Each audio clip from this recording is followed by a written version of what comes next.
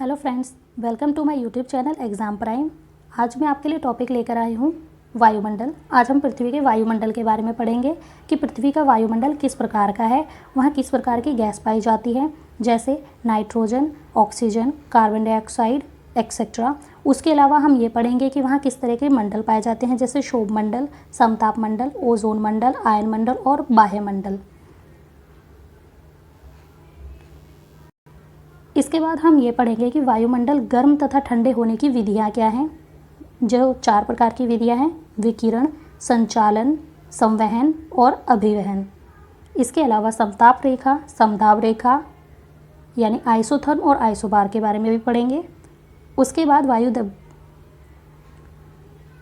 बाद वायुदाबीय कटिबंध जो 4 प्रकार का है, जिसमें विषुवत, रेखीय, निम्न वायुदाब, उपोषण उच्च वायुदाब, उपध्रुवीय निम्न वायुदाब और ध्रुवीय उच्च वायुदाब आते हैं, उसके बारे में पढ़ेंगे। तो चलिए फ्रेंड्स, आज की वीडियो शुरू करते हैं। सबसे पहला है वायुमंडल, एटमॉस्फेयर। वायुमंडल के ऊपरी परत के अध्ययन को वायुर्विज्ञान, एरोलॉजी कहते हैं। वायुमंडल के निचली परत के अध्ययन को ऋतु विज्ञान या मीटीरियोलॉजी कहते हैं। वायुमंडल में 30 मील के अंदर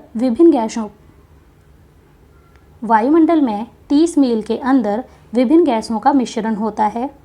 ये गैसें होती हैं नाइट्रोजन जो कि 78.07% है, ऑक्सीजन जो 20.93% है, कार्बन डाइऑक्साइड जो 0.03% है और ऑर्गन जो सबसे कम है 0.93%। नेक्स्ट है नाइट्रोजन। नाइट्रोजन की प्रतिशत मात्रा सभी गैसों में सबसे अधिक होती है। इसकी उपस्थिति के कारण ही वायुदाब, पवनों की शक्ति तथा प्रकाश के परावर्तन का आभास होता है। नाइट्रोजन की कोई गंध, रंग अथवा स्वाद नहीं होता। यह वस्तुओं को तेजी से जलने से बचाती है। यदि वायुमंडल में नाइट्रोजन ना हो तो आग पर नियंत्रण रखना कठिन हो जाएगा। नाइट्रोजन से पेड़ पौधों में प्रोटीन का निर्माण होता है और वायुमंडल में 128 किलोमीटर की ऊंचाई तक नाइट्रोजन गैस फैली है।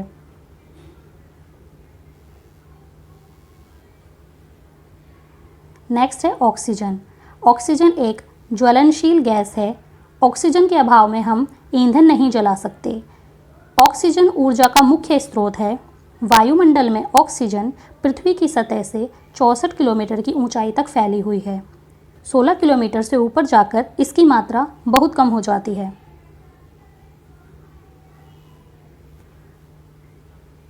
नेक्स्ट है कार्बन डाइऑक्साइड। कार्बन डाइऑक्साइड सबसे भारी गैस है। यह सबसे निचली परत में मिलती है।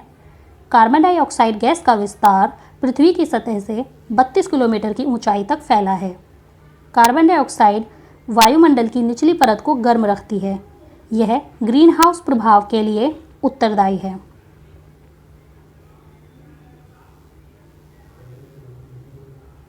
उसके बाद है ओजोन। यह गैस ऑक्सीजन का ही एक विशेष रूप है। वायुमंडल में अधिक ऊंचाइयों पर ही यह अति न्यून मात्रा में पाई जाती है, यानी कि बहुत कम मात्रा में। यह सूर्य से आने वाली तेज पराबैंगनी विकिरण के कुछ अंश को अवशोषित कर लेती है। ओजोन लेयर 10 से 15 किलोमीटर की ऊंचाई तक केंद्रित है।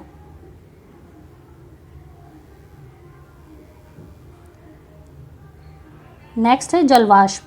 सबसे अधिक परिवर्तनशील तथा असमान वितरण वाली गैस जलवाष्प है। संपूर्ण जलवाष्प का 90% भाग 8 किलोमीटर की ऊंचाई तक सीमित है, यानी कि पृथ्वी के धरातल से 8 किलोमीटर की ऊंचाई तक हमें जलवाष्प देखने को मिलता है। इसके संगठन होने के कारण बादल, वर्षा, कोहरा, ओस, हिम आदि का निर्माण होता है। यह पृथ्वी के लिए एक कंबल का काम करती है। जो एक जलवाष्प होता है वो पृथ्वी के लिए एक कंबल का काम करता है। इसकी उपस्थिति से पृथ्वी ना तो ज़्यादा गर्म होती है और न ज़्यादा ठंडी होती है, एक समान तापमान बना रहता है। इसके बाद है मंडल। सबसे पहला मंडल है क्षोभ मंडल। वायुमंडल की सबसे निचली परत को क्षोभ मंडल कहते हैं। इसकी ऊंचाई ध्रुवों पर 8 किलोमीटर होती है और विषुवत रेखा पर 18 किलोमीटर होती है।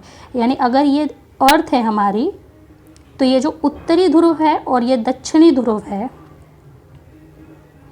तो उत्तरी ध्रुव पर इसकी ऊंचाई 8 किलोमीटर होती है और विषुवत रेखा पर, ये हमारी विषुवत रेखा है, इस पर इसकी ऊंचाई 18 किलोमीटर तक होती है। तापमान में गिरावट की दर 1 किलोमीटर की ऊंचाई पर 6.4 डिग्री सेल्सियस तक हो जाती है। यानी कि जैसे जैसे हम 1 किलोमीटर की ऊंचाई पर जाते रहेंगे, हर 1 किलोमीटर ऊपर जाने के बाद तापमान 6.4 डिग्री सेल्सियस गिर जाएगा।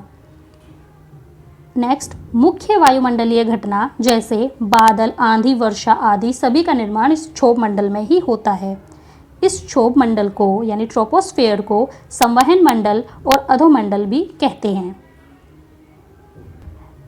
नेक्स्ट है समताप मंडल यानी स्ट्राटोस्फेयर। समताप मंडल, इस मंडल में तापमान समान रहता है, इसलिए इसे समान ताप वाला समताप मंडल कहते हैं। समताप मंडल की ऊंचाई 18 से 32 किलोमीटर तक की होती है। कभी कभी विषुवत रेखा पर इसका लोप हो जाता है। मौसमी घटनाएं जैसे आंधी, बिजली, वर्षा समताप मंडल में कुछ भी नहीं होती और इसीलिए समताप मंडल को वायुयान उड़ाने की एक आदर्श दशा माना जाता है। सभी प्रकार के वायुयान इस समताप मंडल में ही उड़ते हैं। समताप मंडल में कभी कभी विशेष मेघों का निर्माण होता है जिन्हें मूलाभ मेघ या मदर ऑफ पर्ल क्लाउड कहते हैं। ये एक तरह के बादल होते हैं। नेक्स्ट है ओजोन मंडल। ओजोन मंडल की ऊंचाई धरातल से 32 से 60 किलोमीटर के मध्य होती है। ओजोन मंडल में ओजोन गैस की परत पाई जाती है जो सूर्य से आने वाली पराबैंगनी किरणों को अवशोषित कर लेती है और इसलिए इसे पृथ्वी का सुरक्षा कवच कहते हैं। ओजोन परत को नष्ट करने वाली गैस CFC यानी कि क्लोरोफ्लोरोकार्बन है। ये AC और रेफ्रिजरेटर आदि से निकलती है। ओजोन परत की मोटाई नापने में डॉप्सन इकाई का प्रयोग किया जाता है। 1 किलोमीटर की ऊंचाई पर 5 डिग्री सेल्सियस की वृद्धि होती है। यानी अगर हम हर 1 किलोमीटर ऊपर जाते हैं तो 5 डिग्री सेल्सियस की वृद्धि होती है तापमान में। फिर है आयन मंडल। आयन मंडल की ऊंचाई धरातल से 60 से 640 किलोमीटर तक होती है। इस मंडल में सबसे नीचे स्थित D लेयर से लॉन्ग रेडियो वेव परावर्तित होती हैं और इस मंडल में E1, E2, F1, F2 परतों से शॉर्ट रेडियो वेव परावर्तित होती हैं। रेडियो, टेलीविज़न, टेलीफोन एवं रेडार की सुविधा आयन मंडल में ही होती है। संचार उपग्रह इसी मंडल में अवस्थित होते हैं।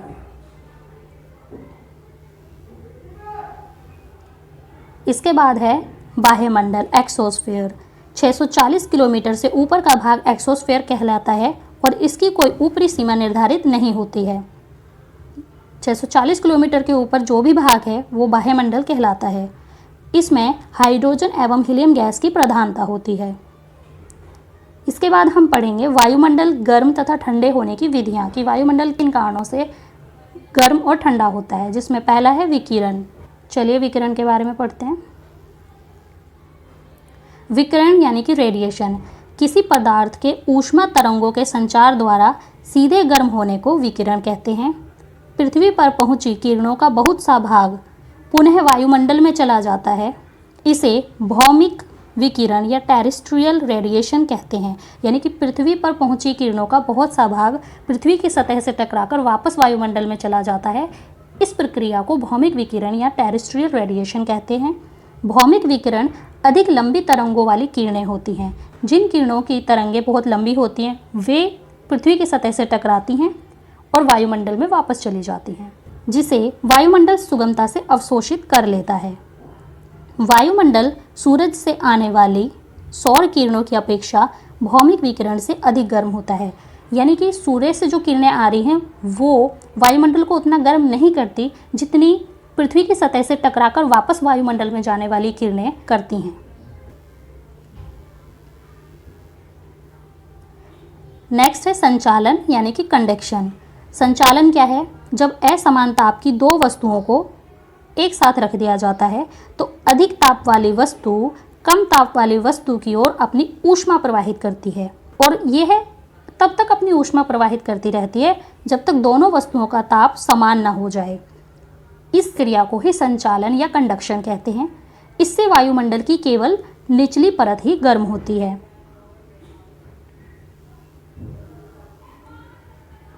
नेक्स्ट है संवहन यानी कि कन्वेक्शन। यह प्रक्रिया गैस अथवा तरल पदार्थों में होती है, ठोस पदार्थों में नहीं होती। पदार्थ की एक भाग से दूसरे भाग की ओर उसके कर्मों द्वारा ऊष्मा के संचार को संवहन कहते हैं।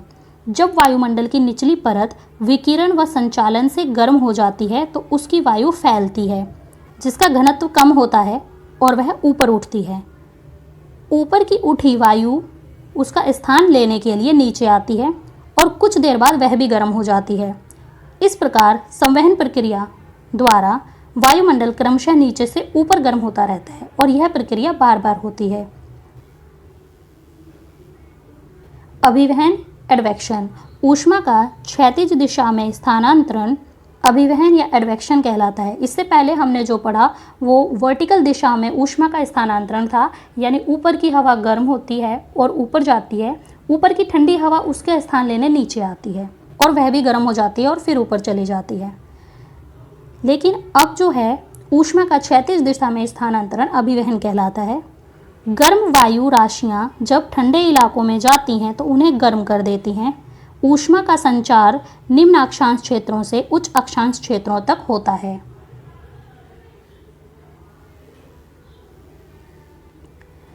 समताप रेखा आइसोथर्म, वह काल्पनिक रेखा जो समान तापमान वाले स्थानों को मिलाती है समताप रेखा कहलाती है।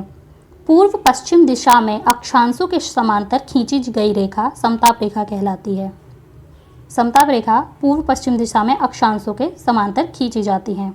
एक ही अक्षांश पर स्थित सभी स्थानों पर समान तापमान होता है। ताप बदलने की दर को ताप प्रवणता कहते हैं। समताप रेखाओं के बीच की दूरी से ताप बदलने की दर का अनुमान लगाया जाता है। यदि समताप रेखाएं निकट होती हैं तो ताप बदलने की दर अधिक होती है, वहीं समताप रेखाएं दूर होती हैं तो ताप बदलने की दर कम होती है।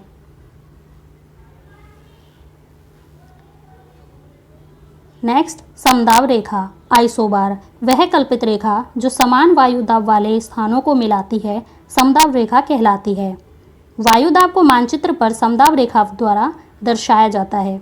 दाब बदलने की दर को दाब प्रवणता कहते हैं। जब समदाब रेखा एक दूसरे के दूर होती हैं तो दाब प्रवणता कम होती है। जब समदाब रेखा एक दूसरे के पास होती हैं तो दाब प्रवणता अधिक होती है। नेक्स्ट है वायुदाब कटिबंध। वायुदाब कटिबंध 4 प्रकार का होता है, जिसमें पहला है विषुवत रेखीय निम्न वायुदाब। यह पेटी भूमध्य रेखा से 10 डिग्री उत्तरी तथा 10 डिग्री दक्षिणी अक्षांश के बीच स्थित है। यहाँ साल भर सूर्य की किरणें लंबवत पड़ती हैं, जिस कारण तापमान हमेशा ऊंचा रहता है। धरातलीय क्षैतिज पवनें यहाँ पर नहीं चलती और अधिक तापमान के कारण वायु हल्की होकर ऊपर उठती है। ये देखिए, ये हमारी भूमध्य रेखा है। इस भूमध्य रेखा से 10 डिग्री उत्तर की ओर व 10 डिग्री दक्षिण की ओर ये जो एरिया है, यहाँ विषुवत रेखीय निम्न वायुदाब रेखाएं पाई जाती हैं। नेक्स्ट है उपोषण उच्च वायुदाब। उत्तरी गोलार्ध में कर्क रेखा से 35 डिग्री अक्षांश और दक्षिणी गोलार्ध में मकर रेखा से 35 डिग्री अक्षांश तक का एरिया उपोषण उच्च वायुदाब का एरिया कहलाता है। विषुवती रेखीय कटिबंध से गर्म होकर उठने वाली वायु ठंडी और भारी होकर कर्क तथा मकर रेखाओं से 35 डिग्री अक्षांशों के बीच नीचे उतरती हैं।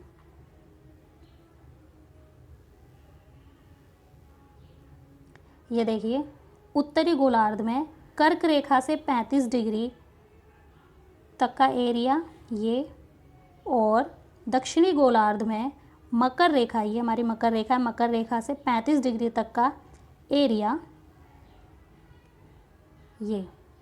ये जो है ये उपोषण उच्च वायुदाब का एरिया कहलाता है।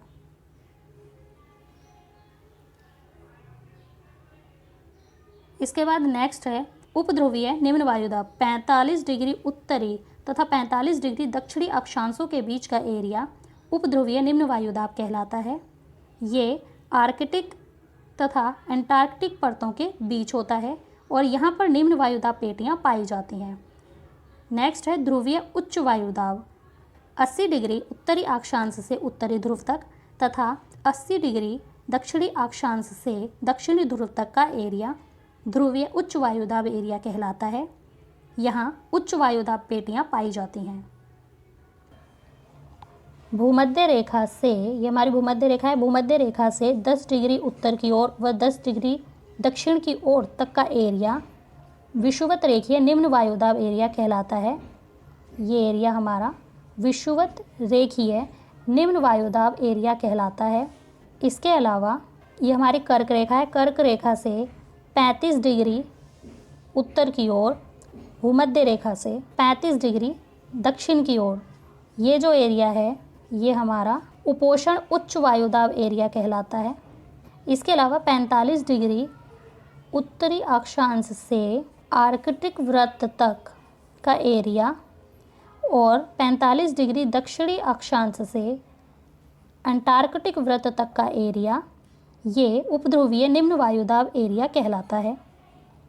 इसके अलावा 80 डिग्री उत्तरी अक्षांश से उत्तरी ध्रुव तक का एरिया, ये जो एरिया है ये, और 80 डिग्री दक्षिणी अक्षांश से दक्षिणी ध्रुव तक का एरिया, ये एरिया ध्रुवीय उच्च वायुदाब एरिया कहलाता है। तो फ्रेंड्स, ये थी हमारे आज की वीडियो। अगर आपको ये वीडियो पसंद आई तो प्लीज़ लाइक करें, शेयर करें और लेटेस्ट वीडियोज़ के लिए मेरे चैनल को सब्सक्राइब करें। Thank you.